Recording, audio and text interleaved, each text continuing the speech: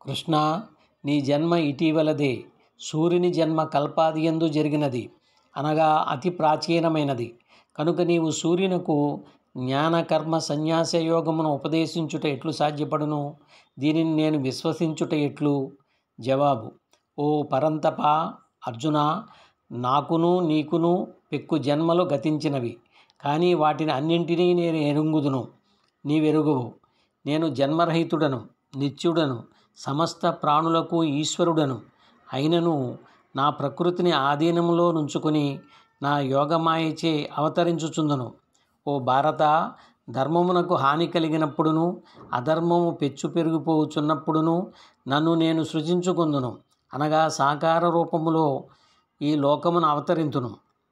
సత్పురుషులను పరిరక్షించుటకును, దుష్టులను రూపుమాపుటకును, ధర్మమును సుస్థిరమనర్చుటకును నేను ప్రతీకమునందును అవతరించుచుందును.